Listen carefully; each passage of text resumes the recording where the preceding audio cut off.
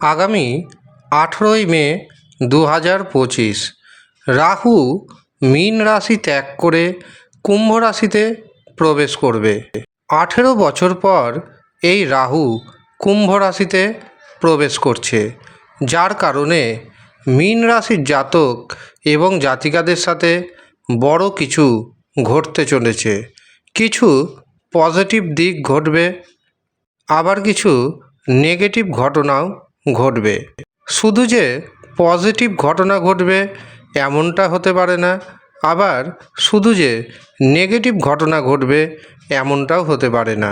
কোন কোন দিক থেকে আপনার জীবনে বড় পরিবর্তন আসবে জানতে ভিডিওটি প্রথম থেকে শেষ পর্যন্ত পুঙ্খানুপুঙ্খভাবে শুনতে থাকুন। মীন রাশির দ্বাদশভাবে অবস্থান করছে রাহু।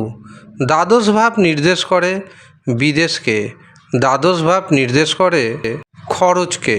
কাজেই যারা এই সময় বিদেশে যেতে চাইছেন, বিদেশ যাওয়ার যোগাযোগ কিন্তু আসবে। সব কাগজপত্র ঠিকঠাক রাখুন, অবশ্যই বিদেশ যাওয়ার স্বপ্ন পূরণ হবে। কিন্তু এই সময় আপনার খরচ কিছুটা হলেও বাড়বে। যারা এক্সপোর্ট ইম্পোর্টের ব্যবসা করছেন তাদের জন্য এই সময়টি দারুণ যাবে। ইম্পোর্ট এক্সপোর্টের ব্যবসা থেকে আপনি প্রচুর ধন উপার্জন করতে সক্ষম হবেন। দাম্পত্য জীবন এবং পারিবারিক জীবনে কিছুটা হলেও আপনার সচেতন থাকার প্রয়োজনীয়তা রয়েছে।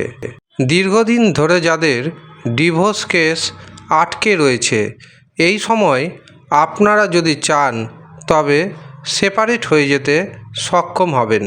যারা দ্বিতীয় বিবাহের জন্য চিন্তাভাবনা করছেন তাদের দ্বিতীয় বিবাহের সুযোগ আসবে।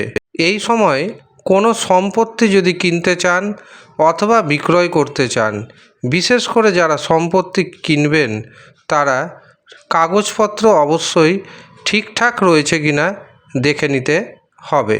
শারীরিক দিক থেকে এই সময় আপনি গুপ্ত রোগের শিকার হতে পারেন। শরীর সব কিছু ঠিকঠাক ছিল, কিন্তু দেখা যেতে পারে হঠাৎ করে আপনি অসুস্থ হয়ে যেতে পারেন।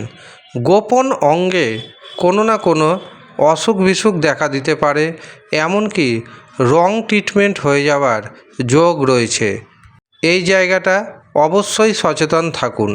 এই সময় কারোর কাছ থেকে বড় পরিমাণ অর্থ ধার নেবেন না, কাউকে ধারও দিবেন না।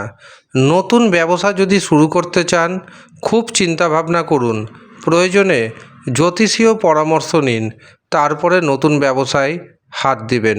নচেত ব্যবসা ক্ষেত্রে কোনো না কোনো অনিশ্চয়তা হঠাৎ করে দেখা দিবে। এই সময় আপনার গুপ্ত যারা শত্রু রয়েছে তারা অত্যন্ত অ্যাক্টিভ হয়ে থাকবে। কাজেই শত্রুতা থেকে সাবধান থাকতে হবে, মুখের ভাষায় মধুরতা বজায় রাখতে হবে। এই সময় ধর্ম, কর্ম এবং আধ্যাত্মিকতার প্রতি রুচি আপনার অনেকটাই বাড়বে। মনে রাখবেন, আপনাদের কিন্তু শনির 7.5 দ্বিতীয় চরণ রয়েছে। কাজেই এই সময় প্রতিদিন আপনাকে ওম প্রাং প্রিং প্রং স শনেশ্চরায় নমঃ এই মন্ত্র জপ করতে হবে। প্রয়োজনে আপনার জন্মকুষ্ঠিতে বা রাশিচক্রে অথবা হস্তরেখায় যদি রাহুর পজিশন খারাপ থাকে তবে মন্ত্রপুত রাহু রক্ষা কবচ ধারণ করতে হবে। এর পাশাপাশি ভগবান শিবের উপাসনা করার প্রয়োজন রয়েছে। অর্থনৈতিক পরিস্থিতি থাকবে মধ্যম প্রকৃতির।